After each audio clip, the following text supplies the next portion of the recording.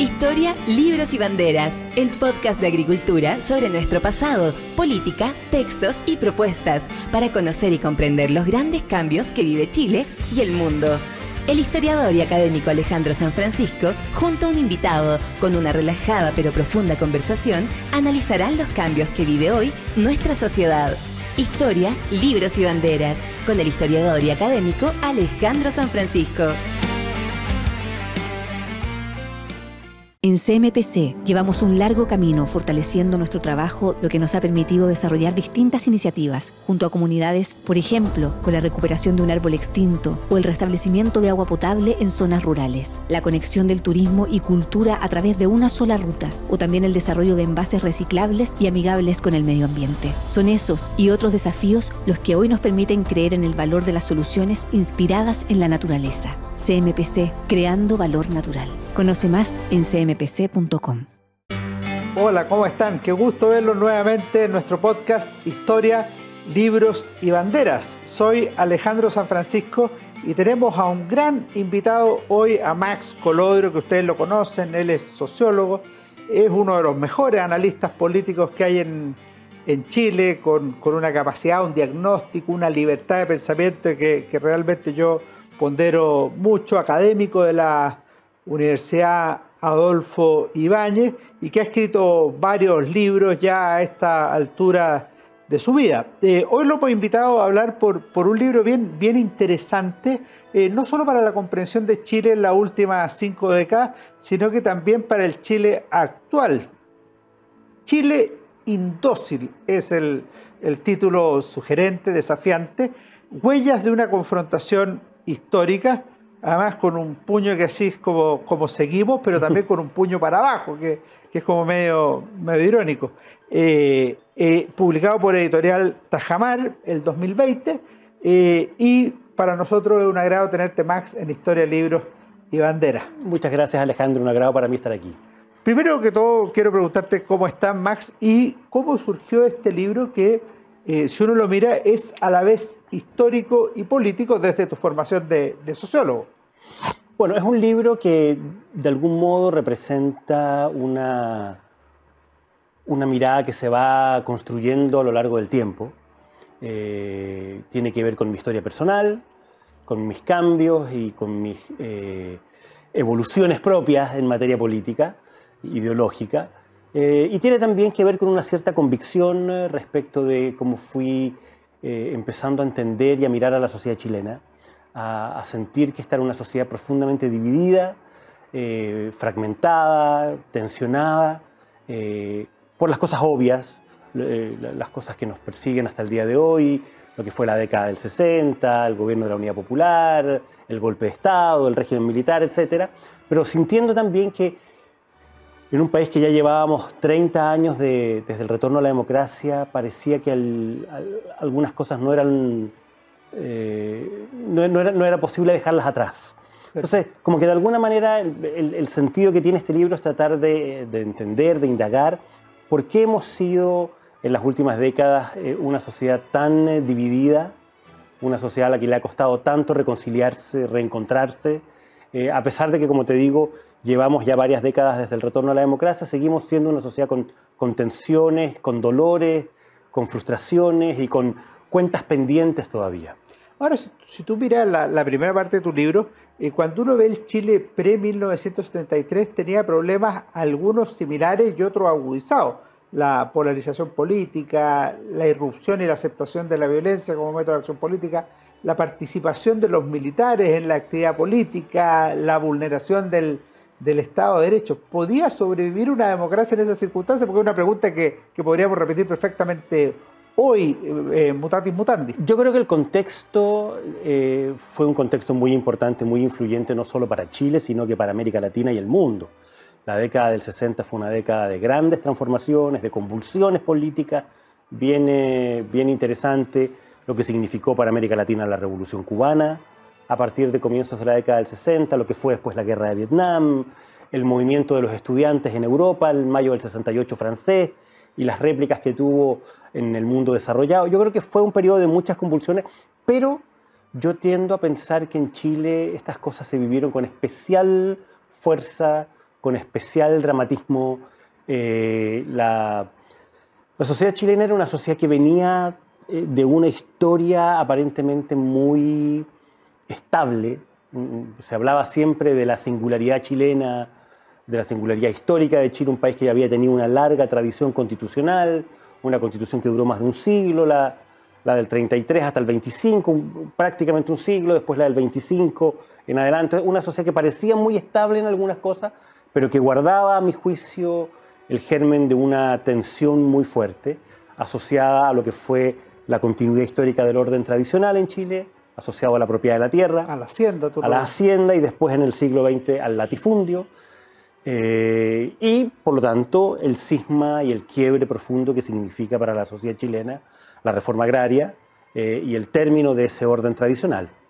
Ahora, el quiebre de 1973, cuando tú lo analizas, en un comienzo podríamos decir que es el fin del gobierno de la Unidad Popular, pero prácticamente de inmediato el gobierno de Pinochet, la dictadura, el régimen, se vuelve refundacional, o sea, adquiere la capacidad y tiene el poder de crear un nuevo orden político, la Constitución de 1980, y un nuevo orden económico-social.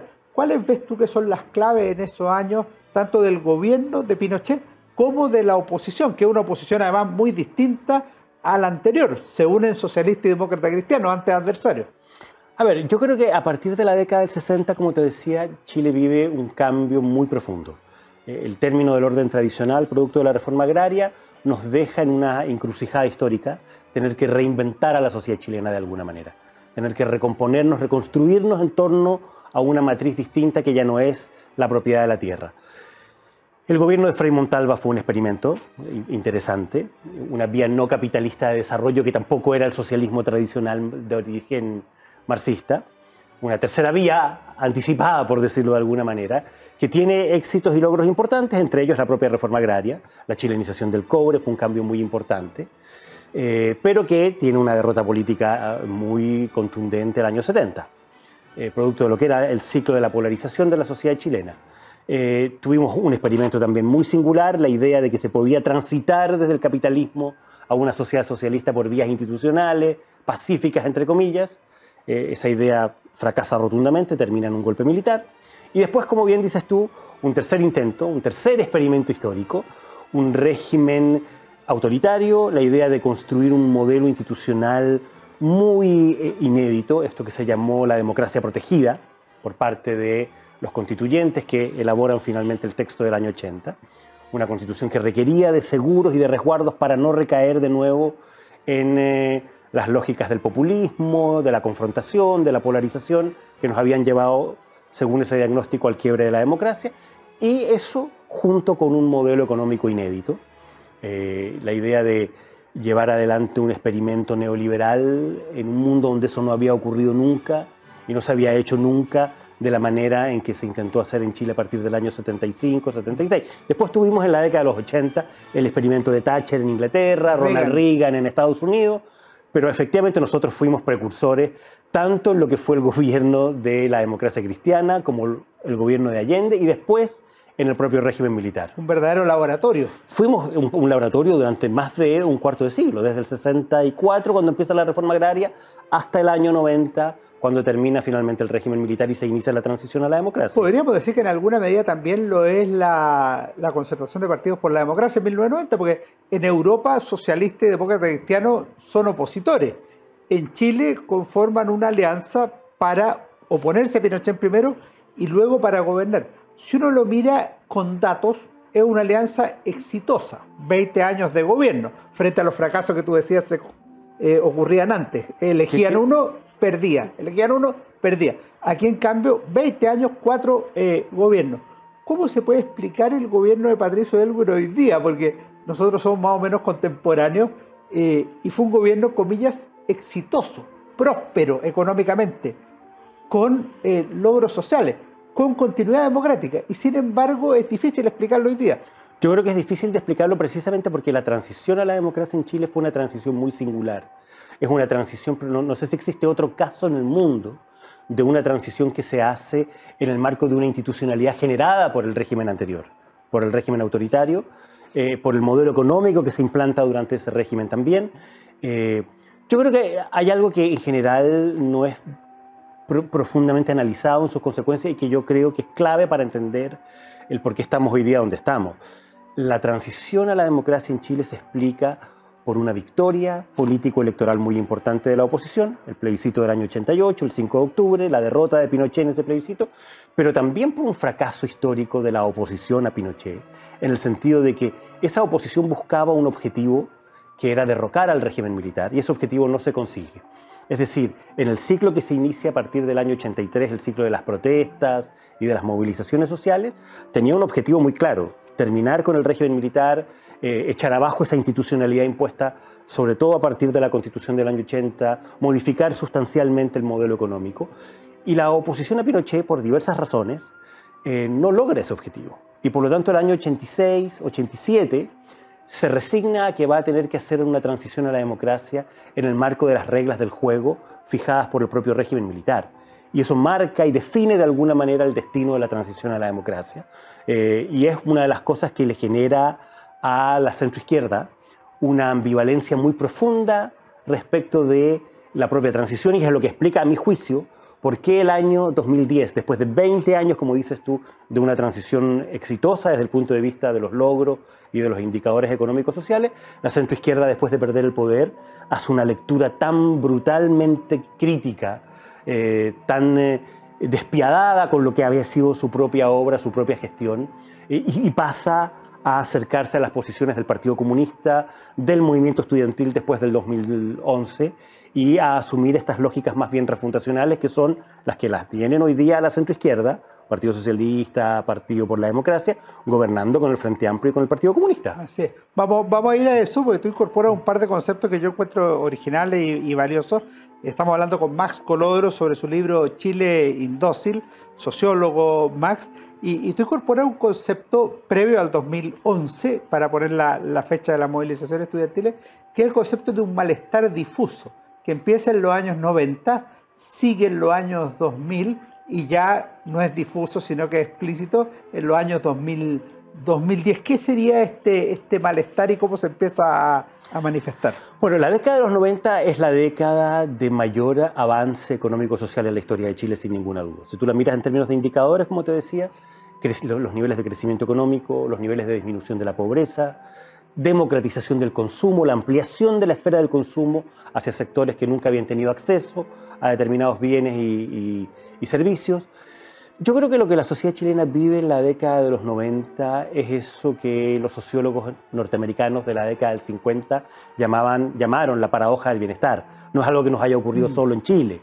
Es decir, las sociedades que cambian muy rápidamente, donde la gente pasa de ser gente que vive más bien en situaciones de precariedad, de carencia, a tener acceso y posibilidades que nunca antes sus padres o sus abuelos habían tenido, son sociedades que viven un cambio muy rápido, muy abrupto en sus expectativas. Con eso se explica mayo del 68. Entre otras cosas, las expectativas al final van siempre más rápido que la realidad, lamentablemente. Y por lo tanto, estas sociedades de cambio acelerado, de modernización acelerada, terminan generándose paradójicamente niveles de frustración cuando lo que uno esperaría serían niveles más bien altos de satisfacción. La satisfacción rápida da lugar a una rápida frustración, producto de que las expectativas al final no alcanzan nunca a ser completamente satisfechas. Es un poco lo que Carlos Peña ha llamado en varios de sus libros y de sus columnas los efectos de la modernización capitalista en Chile. Es decir, una sociedad a la que le fue demasiado bien, demasiado rápido, que generó una clase social nueva, una clase media emergente, que generó una generación que vivió estos cambios de expectativa y de condiciones económicas y de vida. Bueno, al final lo que se va generando es más bien una frustración por no poder seguir avanzando a esa misma velocidad. ¿Por qué? Bueno, porque si tú miras en la historia de Chile, desde el 90 en adelante, el crecimiento económico, a pesar de lo espectacular que es, tiene una curva de deterioro lógico, inevitable. Parte muy alto con Elwin y Frey, después va decayendo con Lagos, con el primer gobierno de Bachelet, después remonta un poquito en el primer gobierno de Sebastián Piñera, pero cae muy abruptamente ya en el segundo gobierno de Michelle Bachelet, que a mi juicio es lo que explica ese deterioro económico de la década del 2010 en adelante, y sobre todo del segundo gobierno de Michelle Bachelet, es lo que explica, a mi juicio, el deterioro que se produce en las condiciones de vida, el sobreendeudamiento de un sector importante de la clase media, y a mi juicio eso es lo que está directamente en el centro de lo que termina siendo el estallido social. La frustración, el estrés del sobreendeudamiento para poder tratar de mantener ciertas condiciones y cierta calidad de vida que al final el sobreendeudamiento impide. Perfecto.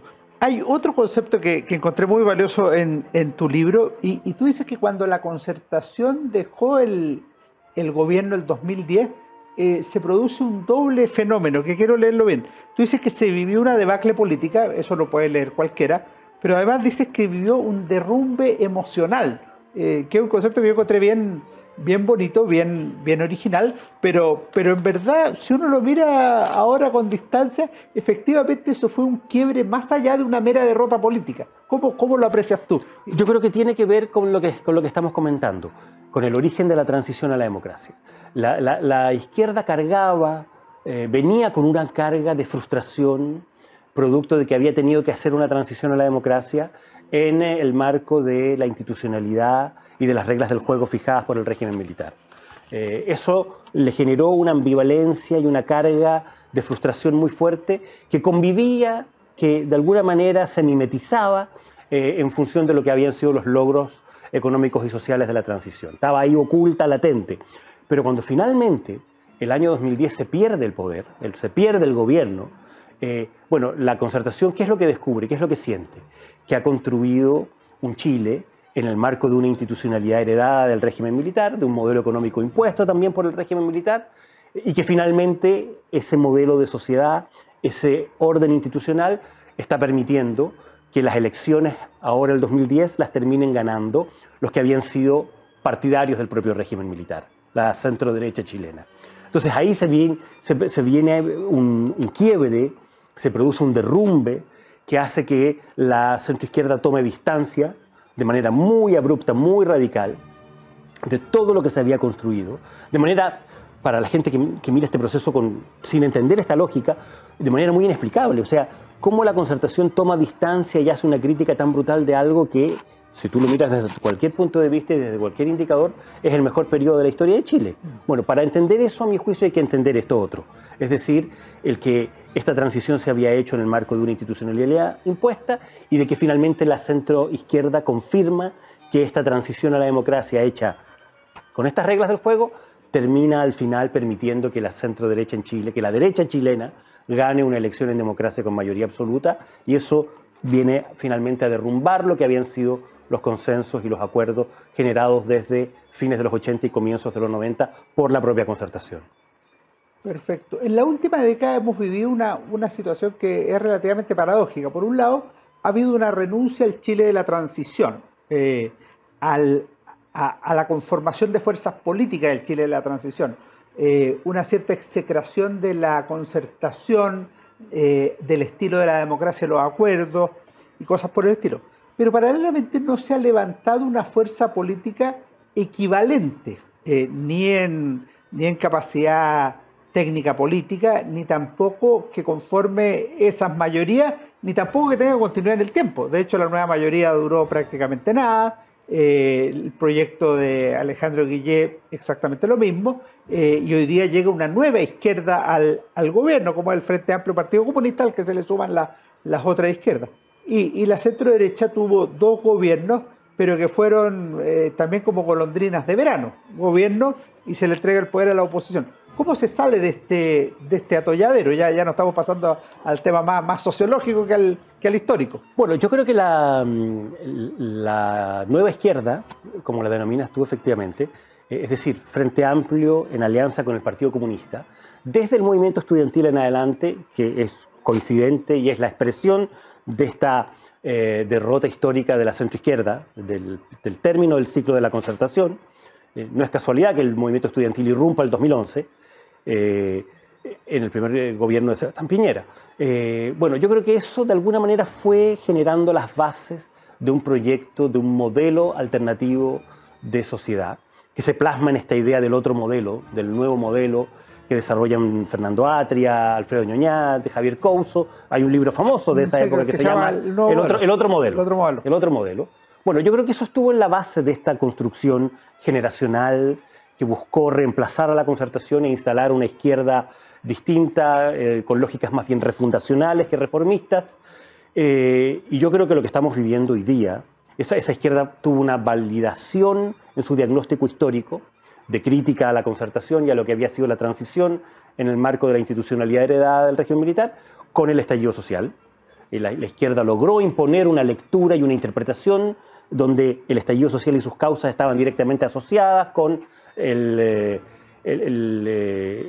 déficit, los déficits asociados a esa transición y a esa lógica de los acuerdos, pero finalmente lo que estamos viviendo hoy día es la derrota de ese propio modelo alternativo, es decir, esta generación que buscaba instalarse en el poder, generar una nueva institucionalidad a través del proceso constituyente, hoy día sufre esta derrota estrepitosa el 4 de septiembre, con un 62%, que son además más votos que los que hubo en el 78% del plebiscito de entrada. Eso es muy importante tenerlo en cuenta.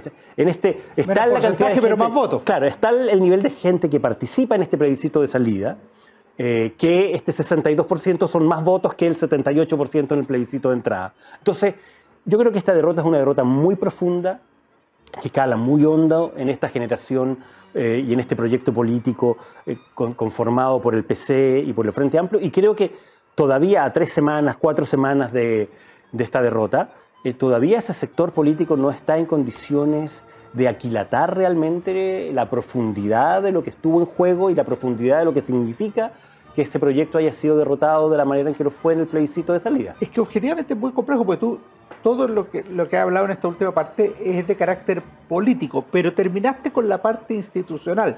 Y hay un argumento que cruza todo el libro, que es la existencia de un consenso o de un disenso que se nota en la falta de legitimidad del sistema político y del sistema económico-social.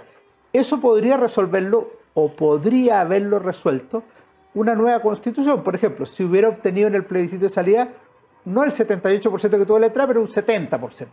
Pero resulta que no solo no lo obtuvo, sino que fue derrotado. De manera que, voy a plantearlo con tus palabras, aunque tú no lo dices así, porque el libro es previo, triunfó el disenso.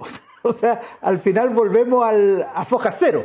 Eso nos lleva a un segundo problema, que ya no son los políticos, sino que es de carácter institucional, que es más complejo aún. Estoy de acuerdo, y creo que si tú miras la secuencia histórica que estamos analizando, que estamos comentando, efectivamente lo que uno confirma, lo que uno constata, es que al menos desde la década del 60, desde el término del orden tradicional, desde lo que significó histórica y culturalmente la reforma agraria, la sociedad chilena está dividida prácticamente en 2 mitades equivalentes, que no han logrado desde la década del 60 ponerse de acuerdo en una visión común de país, en un proyecto común de país, de sociedad y en una institucionalidad legítima que de alguna manera oriente y ordene, le ponga bordes, como se dice hoy día, a este modelo de sociedad. Aunque en alguna medida existió bajo la concertación.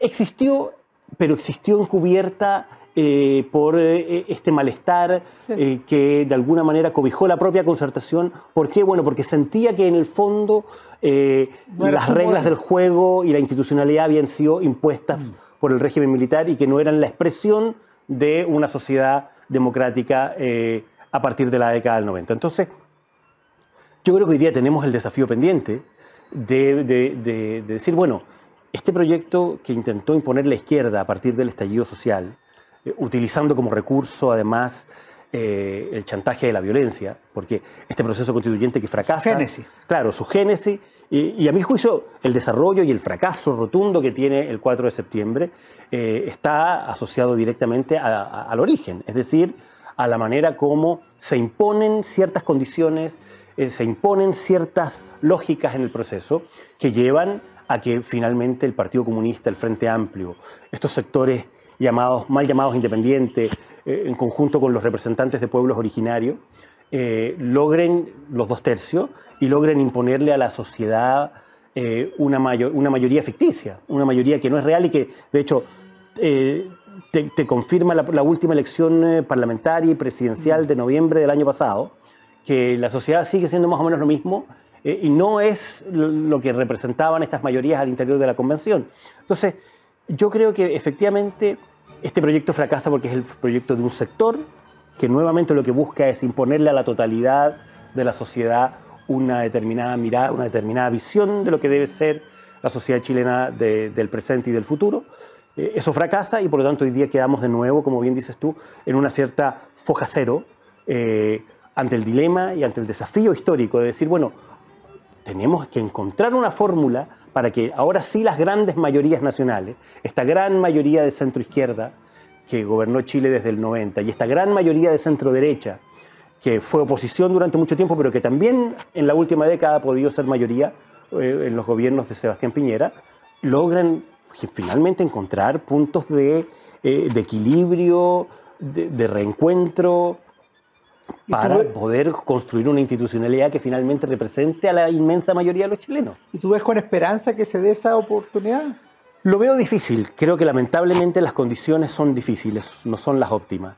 Venimos saliendo, o estamos todavía sin poder salir más bien, en un ciclo asociado a la normalización de la violencia, de la intolerancia, de lo que significó en su parte más crítica el estallido social. Y ahora se nos viene además un deterioro económico importante. Estamos entrando en un ciclo de alta inflación, de altas tasas de interés, de caída del crecimiento económico, de caída de la inversión. El próximo año todas las proyecciones hablan de que vamos a vivir una recesión importante. Entonces creo que el desafío es un desafío difícil, donde las condiciones no nos van a ayudar, al contrario, las condiciones nos van a poner más dificultades todavía, pero el país ya está en esto, el país entró en esta dinámica. Podríamos decir que entramos en un laberinto del que todavía no encontramos una salida, pero el problema es que no podemos quedarnos dentro del laberinto. Tenemos que encontrar una salida.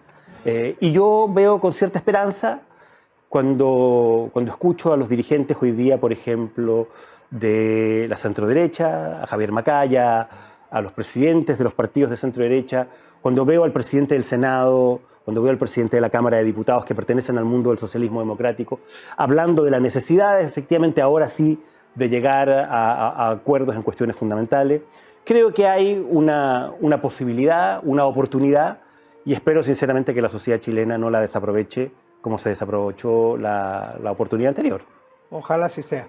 Antes de irnos, te quería preguntar, Max, algunos libros que te hayan gustado particularmente, que quieras recomendarle a nuestros auditores o a mí. Lo hacemos con todos nuestros invitados. Este es un podcast Historia, Libros y Banderas y nos gusta mucho esto. Entonces, no sé si tiene uno o dos libros que nos puedas recomendar. Les recomiendo, encantado. Mira, de las últimas cosas que estoy leyendo, creo que el que acaba de publicar Ascanio Cavallo con Rocío Montes sobre el tercer tomo sobre la historia de la transición. Sí. O sea, primero la historia del régimen oculta del régimen militar, la historia oculta de la transición y ahora la historia, claro, la historia oculta de la década socialista, los gobiernos de Lagos y Michelle Bachelet.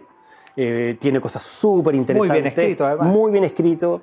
Dos periodistas de lujo, uno de ellos además Premio Nacional de Periodismo. Vale la pena. O sea, precisamente para poder entender muchas de las cosas que estamos conversando aquí, es un libro que entrega muchísimos antecedentes sobre las lógicas que se dieron durante esa década. Y un libro que a mí me hace mucho sentido y lo siento de alguna manera como un primo hermano de este libro que publiqué yo, Los silencios de la transición de Daniel Mansuy, publicado primero por el IES. Nos fuimos quedando en silencio. Nos fuimos quedando en silencio. Sí, lo tuvimos invitado a Daniel aquí en el programa. El libro sobre los silencios de la transición es un libro realmente extraordinario. Lo publicó primero el IES y ahora lo acaba de sacar también Editorial Tajamar. Sí. Dos libros muy recomendables para entender el momento histórico que estamos viviendo. Quedan anotados entonces y muchas gracias. Yo te tengo un libro más antiguo. Es sobre la Guerra Civil de 1891, un libro que escribí yo. Chile, un país, dos ejércitos, miles de muertos. Esto muestra cómo no hay que solucionar los problemas. Exactamente, y te muestra que somos una sociedad que carga con divisiones y con traumas históricos muy profundos que hay que aprender a elaborar y a resolver adecuadamente. Me hace mucho sentido lo que has hablado, porque efectivamente cuando no se logra la solución política de los problemas, se apela a la solución militar. Exactamente, y cuando no se solucionan, siguen vigentes ahí dando vuelta y pesándonos lamentablemente. Te agradezco, Max, por habernos acompañado. Realmente ha sido una grata conversación y nos estaremos viendo, pues. Sin duda que sí. Un abrazo, Alejandro. Gracias a todos. Que estén muy bien. Nos vemos en nuestro próximo programa de Historia, Libros y Banderas. Hasta pronto. fue Historia, Libros y Banderas con Alejandro San Francisco.